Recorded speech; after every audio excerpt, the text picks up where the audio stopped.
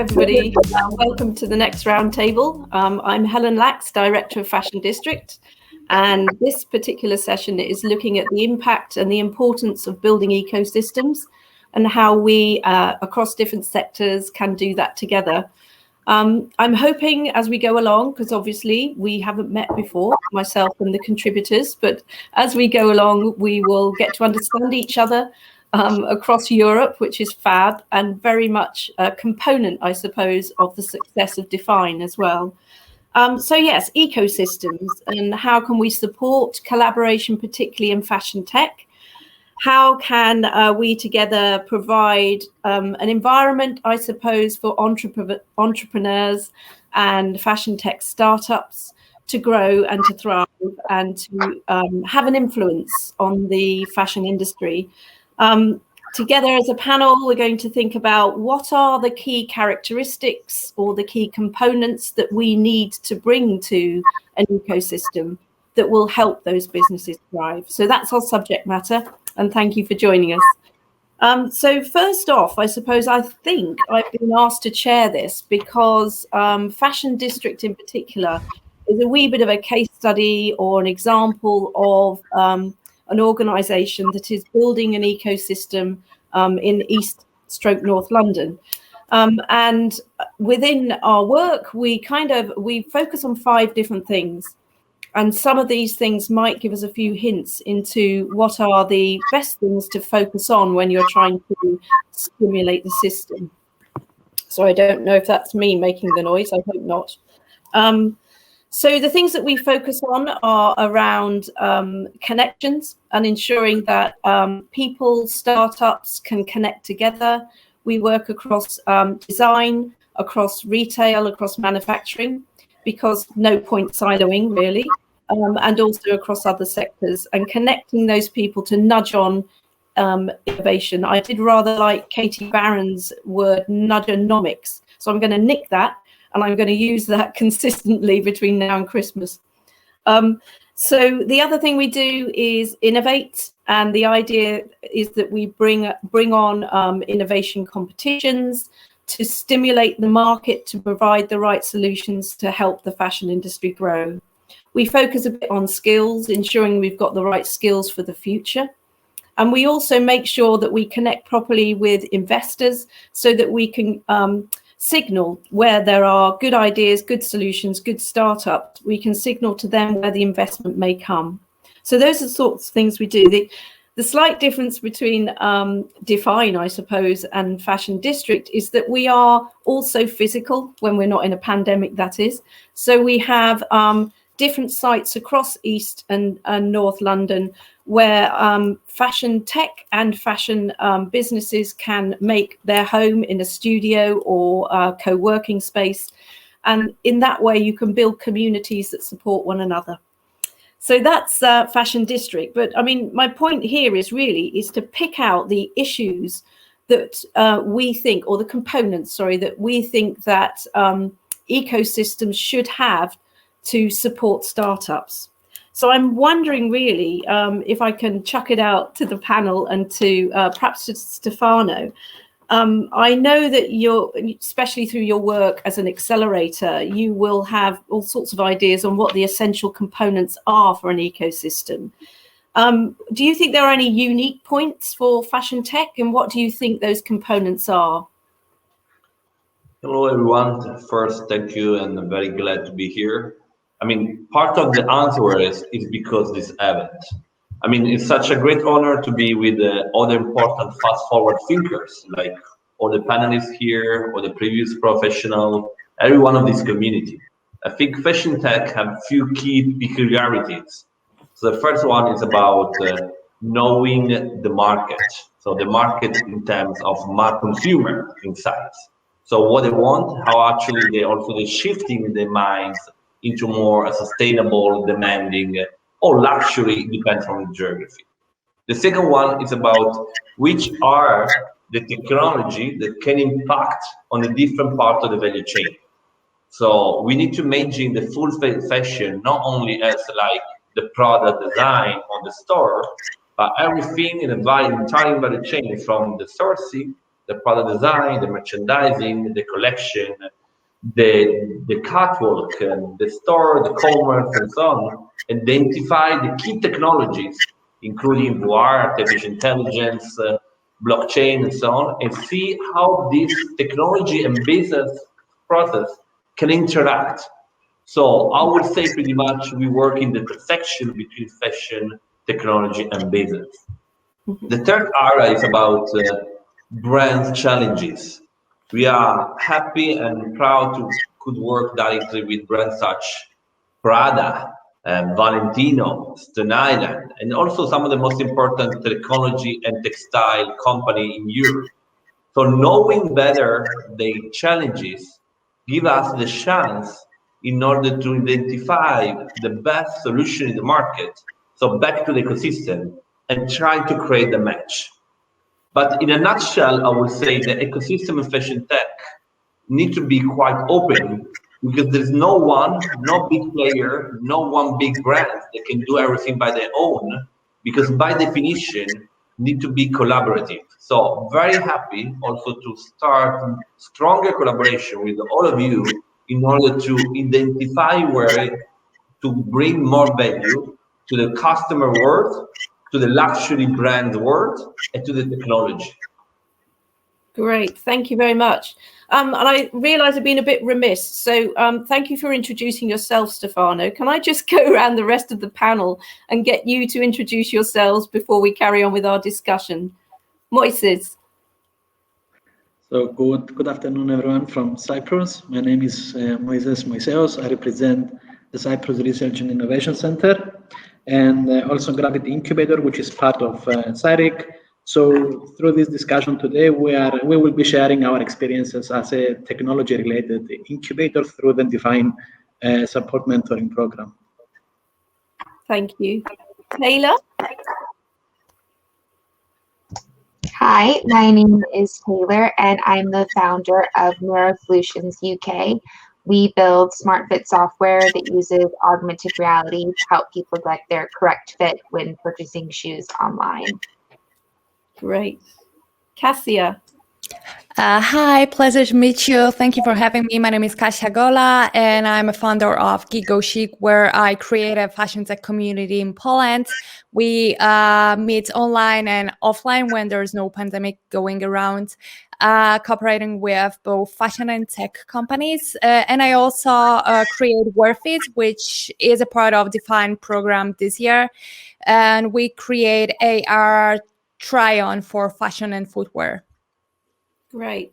So, I mean, what's wonderful about this discussion is we've got a couple of startups, and it'd be great to hear from them in terms of what they want out of an ecosystem.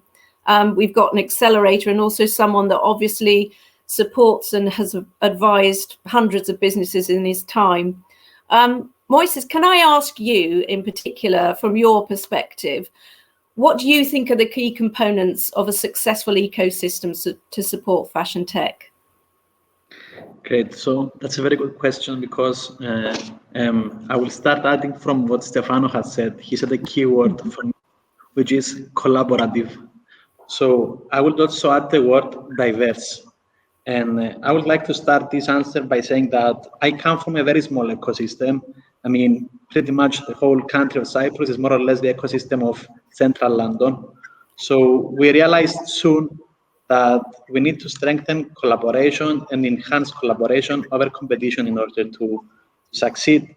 And especially when 3 years ago, before we even started and launched DeFINE as a local partner here in Cyprus, the fashion tech element was barely non-existent.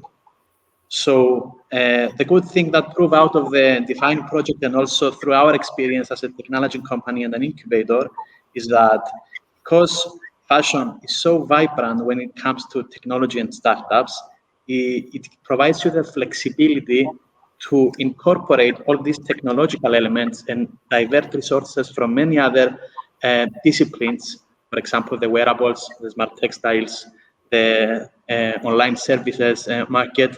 So it all has to do with collaboration and multidiscipline, let's say, collectively brought into this new framework that we named Fashion Tech. I don't know if you would like me to expand. Oh, okay. No, that's really good. I mean, I think what struck me about what both of you have said is that it's the appliance of the technology across the whole of that value chain or different parts of the ecosystem that actually brings value to the people trying to grow their business. So, and from the point of view of startups, who should I go to first? Kasia, what is of the most value when you are a growing startup in having a thriving ecosystem? What help do you want as a startup from that ecosystem to help you grow? Oh, you're on mute.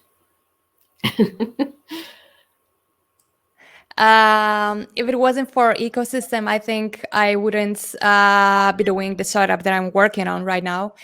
So for me personally, it's that the ecosystem that I've built in Poland, it actually helped to meet people that I work with. But when I look from the broader perspective of my fashion tech community here in Poland, I see that it is not so easy to bring a technology into a fashion company, especially if it's a huge fashion company with their pipeline, with their traditional point of working, point of view and methods. So you need to kind of hack these companies and open source some knowledge and a way of working and cooperating, bringing some tech ways of working basically into fashion before you start implementing any tech into a fashion company. So I think for WEARFITS, but also for any fashion startup, fashion tech startup, it is very important to educate the market, educate fashion companies to think differently and to kind of not be afraid to see different possibilities and not be afraid to tackle technologies. And we both learn from each other that, first of all, it is not easy. You cannot just bring blockchain into a major fashion company and implement it there. You cannot just bring AR in my as WEARFITS and just change everything from the day one. So I think it's fashion tech ecosystem and community basically helps to open source and learn from each other. But also it helps to be open not only for tech industries, because we like traditionally see fashion tech as fashion and IT, but it's not only that, it's biotech, it's chemistry, it's like many things that maybe are not in mainstream today, but will be in mainstream in the future. And the ecosystem and this like open source way of thinking helps us to basically be open for new possibilities and learn how to implement that. So that's very interesting. I mean, I do find from Fashion District point of view, the more sectors that we manage to kind of get a door open, the more successful we are. But it's actually quite a hard thing to do. Stefano, from your point of view, do you find that kind of being able to connect the startups with the bigger brands, the bigger fashion houses is tricky, or do you find that they're quite receptive? I mean, I've been working in fashion tech before the word fashion tech existed, because I come from, my father was a CEO of Olivetti, a big technology company back in the 80s, and my mother, a Colombian fashion model. So I'm born and raised fashion tech since all my life. Wow. And then it happened to me since when I was very young and doing this job, bringing the most innovative solution to the big brands, working for a very large corporate, was at the time Accenture. So my role was the innovation center lead for fashion globally. And then working with some brands at that time, it also happened to me to be almost fired multiple times because I was bringing too much ahead innovation. Like I remember 15 years ago with a top luxury brand talking about social media. And that time say, come on, young guy, social media is massification. We'll never go to social media. And actually the truth is different nowadays, but the same happens also with e-commerce, with RFID, with the sustainability, and so on and so forth. And now I think that thanks to the pandemic, the culture of also this company is accelerating because they see, once again, the market, the consumer demanding more services, demanding better products, demanding something that could be directly better experiences. So now they're accelerating, also the pandemic has accelerated consistently the needs of big brands to be digital. I mean, few of them already started a few years ago. I can mention for sure Gucci, this has been, and Burberry, that being ranked as the #1 digital since year, but all the rest are now much more open to actually start collaborating with the younger company. And because of course, they're shifting from product-centric to retail-centric to omnichannel-centric to open innovation based on the new needs. They need to be more flexible. So it's not that easy because there are two different cultures. Because of course we talk about company, they are extraordinarily excellent in the field. So we don't need to teach them anything. We just need to collect their challenges and help them to translate it into something concrete to make the match. But also after the match, it's a long way to the top if you want to rock and roll, because the culture, the scalability, the way also the people talks, because sometimes they have totally different languages. So we're trying to have them to communicate better. And it's a great moment, but still challenging. So, and we love to have young talents to support the group, and also big corporate to find better solution out there. Yeah, I mean, I would echo that completely. Over the pandemic, there has been, it feels like a fresh start. I know that out of a pandemic, you would hope for a fresh start, but it feels like people are listening more, that they're listening across sectors more, and that there is much more interest by the big boys to think through how they can do things differently. So I feel like it's quite a positive push in that way. Taylor, just bringing you in here, how has the pandemic affected your business? Has it been a positive thing, or has it been a bit tricky? Well, I think it's actually been a really wonderful time for us. I heard a really great explanation the other day, and they said that small businesses are like sports cars and large businesses are like cruise ships, where it takes a lot of people just to move them a small way. But I think that we've been really lucky because we were already sort of working, the way we have been the last year. So we were already comfortable working from home, working remotely, and all of that. And I think in terms of kind of entering partnerships with larger brands, I think that it's really leveled the playing field for small companies to come in, because I think that, like Stefano was saying, that a lot of brands are more open to change than they were before, because they do realize that in order to stay competitive, that they're going to have to really elevate their customer experiences through tech. So it has been a great experience for us, been a great experience for our team. So we're really happy for what the next year will bring. But in terms of brand openness, I find that they've never been more willing to try something new than they are right now. Yeah, absolutely. The other thing I've noticed from the other perspective is that startups have, some of them have kind of had an idea or a solution that is what the market needs now. And those that haven't have been very flexible and adaptable and pivoted within, within their lockdown, basically. And they've actually come out of this process with a new solution that's current for now, which is a really refreshing and creative and artistic thing to do, really, which is great. Okay, I'm going to push us on slightly and look at it from a slightly different perspective.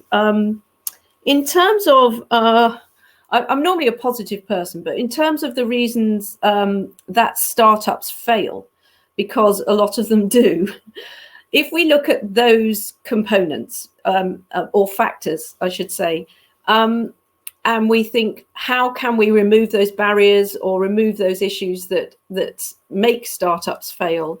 what would you say are those things that we should focus on to assist startups to avoid those barriers? Kasia, can I come to you on that? Sure.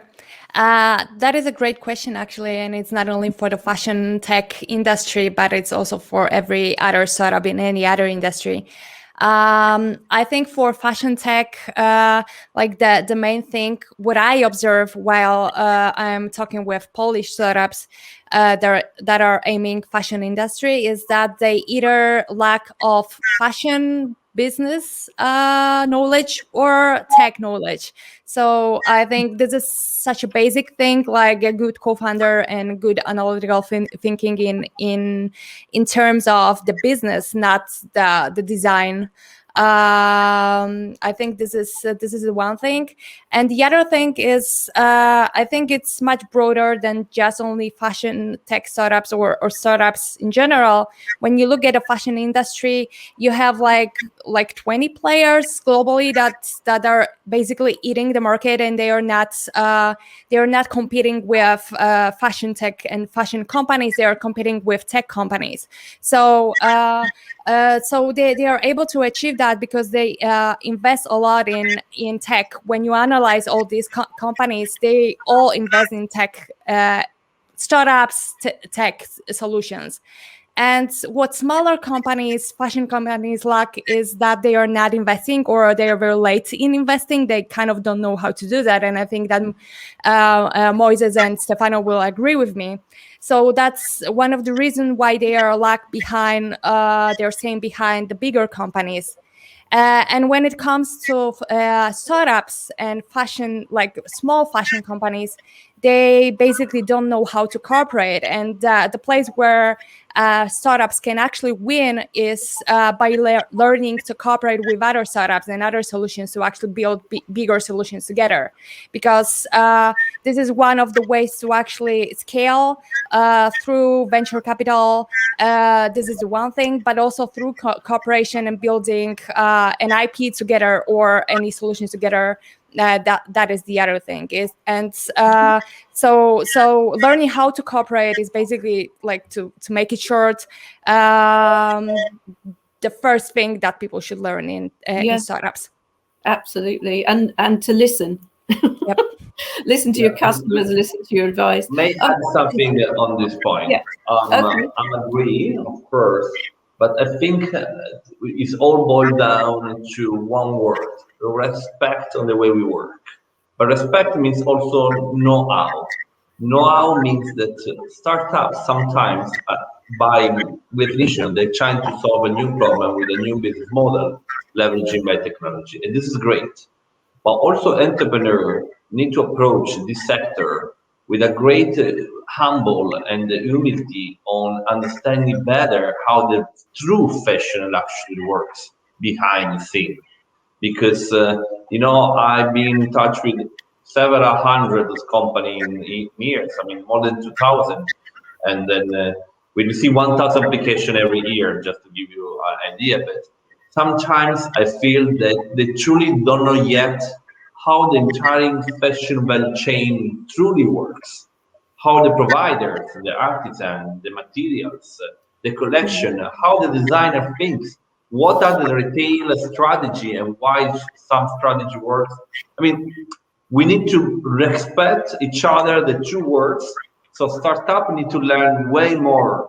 What does it mean working behind the scene fashion luxury that has specific peculiarities? It's a aesthetic industry. We talk about beautiful. We talk about sector. Also, the way we express, the way we create product and communication need to be meaningful. All right. By the other side, corporate need to understand that those companies need to be respected by the sense of innovation they can bring on the table. So respect, know-how, and to be humble are three words for both words. They need to be simulate more, because this is the only way. But this could be for any. It's like two different languages. We need to be more respectful, open to someone who speaks different language, and trying to put a walk a mile in the shoes in the other guys. Yeah, There's no such thing as too much research, is there, or too much knowledge about the sector that you're targeting? Sorry, Kasia, were you going to say something? Yeah, I actually wanted to kind of add that you can actually put it into any other industry, like lean, like working with your customer and understanding your customer and trying to, see the problems from the inside of the company. I think it's not only in the fashion industry; it's in every fashion. It's in every industry. When you create a solution, I've been like a few years ago, I've been creating a solution for the film industry. That was my first startup.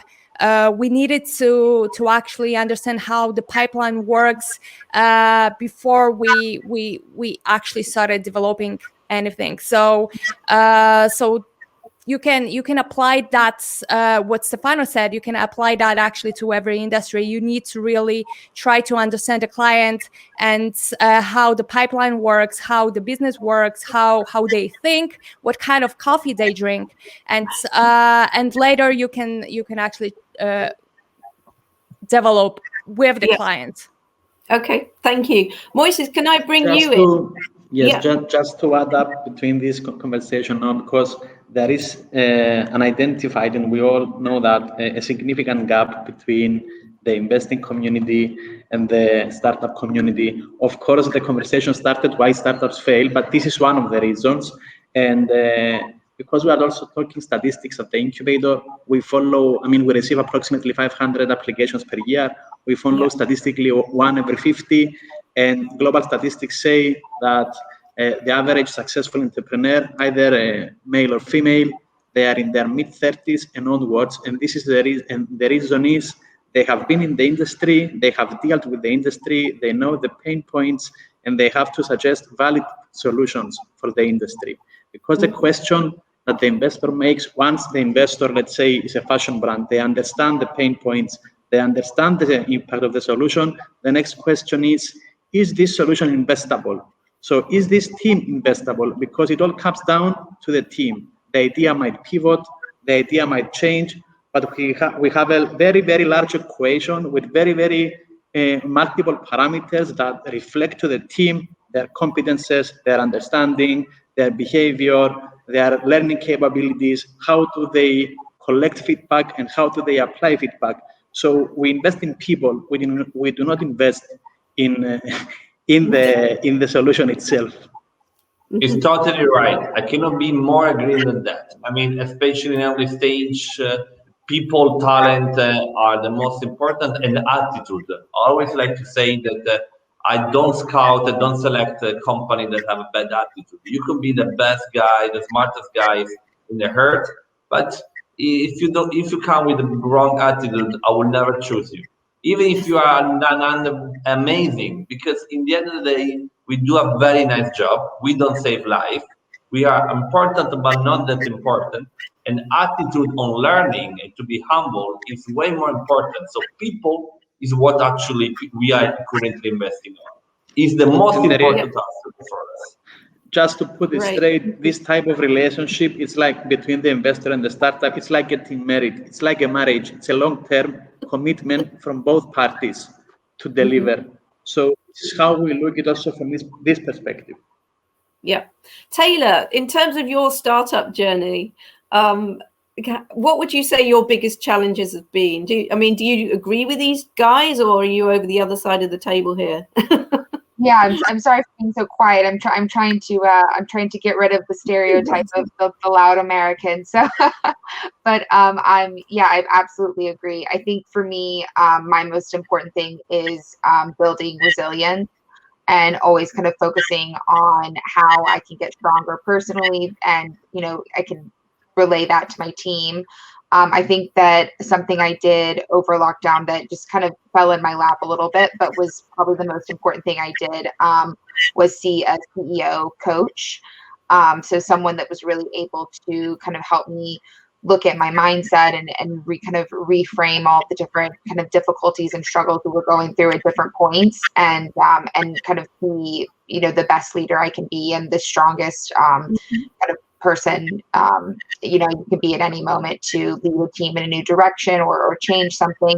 And of course, kind of going back to the funding aspect, we're in the middle of raising our seed round now. And I think that going through kind of so many conversations and rejections and different things like that, which is normal, it starts to kind of, you can start to kind of lose focus on what you're actually doing and your kind of end goal, which is always to focus on the customer. So I think that, yeah, just building resilience, not letting sort of rejection and those sort of things keep you down, and just keep pushing forward, always, you know, one foot in front of the other. So I think, yeah, for me, that's been the most important kind of aspect, and not failing thus far. I think that is a really important point, because I suppose historically we've tended to focus just on the business side, but I think there is more of a movement now, especially, you know, programs within the fashion district that I know of, that are focusing on the well-being and the kind of the slower acceleration in a way. So acceleration sometimes is exhausting. So, and do we need to accelerate? Can we just not build and develop at the pace of the startup and make sure that people are intact over that whole process? Because it's really important that you are to be the best person, as you're saying, for your team. And as Stefano is saying, it's all about the people. Then we have to make sure that we take the well-being factor into consideration. So an important point for an ecosystem. Okay, so moving us on again, and just because I think we are into the final parts of our roundtable, I'm focusing on something that we talk about a lot, but is actually really hard to do. And I'd like some ideas. I'd like you to mentor me, I suppose, in terms of collaboration. Okay, so it's all well and good. We all say, you know, we must collaborate. It's great to collaborate, but what do we actually mean? And how can collaboration end up with innovation? Because sometimes it doesn't, does it? You have a nice chat, you get on with people, but there isn't actually any innovative spark there. So my question to you is, within our ecosystem, our perfect ecosystem, how can we ensure that we support collaboration, and how do we do it? And how can we make sure that the collaboration ends up in innovation? Anybody out there got any ideas? Moyses. I would just talk from the incubator perspective, and before the value chain, I would go to focus on the value creation. So we're an incubator. We have different elements before even start creating value. You have the innovation diagnostics, like say, I have an idea. What is this idea about? We need to break down all these elements and see what is patentable, what has value, what is different. And then we need to start building value of this idea from different collaborative, let's say, roadmaps. So you have the business element, then you have the technology element, you have the intellectual property element, you also have the fashion element and the creativity element and the elegance and beauty element. So all these things are not binary, and there is no sequence between them. They are all evolved, dynamic in the process. So the business plan and the technology plan are dynamically affected. You develop a sustainable product, this affects your business plan. You incorporate some design elements, this affects your business plan. So all these things should be simultaneously evolved together in order to reach the value creation. Before even start talking about, I'm going to enter this market and commercialize my product and secure my product. And all this I have described in 30 seconds, more or less reflecting a huge effort from multiple disciplines and lots of commitment. And great. Okay. Kasia, did you have an idea on that one? Yeah, I actually have an experience here. I think one of the main things that we can do is to actually teach, in this particular case, fashion industry, how to hackathon and how to think with problems, because problems are the things that every startup is solving at the end of the day. So we've been doing hackathons. We created a few. One of them was devoted to connecting fashion, tech, and health industry. And we brought a few problems to the participants, and that we gave them knowledge, we gave them support, we gave them mentoring and a physical space to do that. And at the end of the day, the results were much bigger than we thought. And none of these teams had like 100% experience in fashion or health. They just, were solving problems. They were reaching for knowledge. They were open for mentoring and for collaboration. So that's the way I think we can bring innovation into an industry, and in this case, the fashion industry. Okay, we are drastically running out of time. We've got about 2 minutes left, maybe, or not even that. One last thing, maybe from Stefano. Oh, very quickly, I would love to offer also some more nice concrete opportunity to collaborate among us here today, practically. I'm happy to invite you to some of our next events that we're going to host in London, to our Italian embassy, or in New York, or in Amsterdam. I will follow up with you to invite you directly to come as a guest speaker, as also as a mentor. And please come to me also to be invited as bringing content, trends, or anything you may need, or any of your events, totally for free, because I think the first sign of collaboration should be starting by the players of this ecosystem. Yeah. Because I didn't see competition or only cooperation, but let's make for real. So please write me a note. I'm going to be there anytime. I'm going to invite you anytime to our events. Brilliant. I have to say that, I'm sorry, Taylor, we didn't quite have time for your final comment, but I have to say that this is really just the beginning. Whilst DeFINE is coming to an end, at the same time, we've now built an ecosystem in itself just by those DeFINE collaborators and DeFINE partners. And we have a duty, I suppose, to keep that network alive and to make sure that it becomes a global network, because by making it global, you get more ideas, you get more collaboration and more innovation. And that's really what we're about. So just want to say thank you so much to our panelists and to DeFINE for organising this, because I've had a ball. It's been a great lunchtime for me. And good luck to everybody. Thank you. Thank you. Good luck.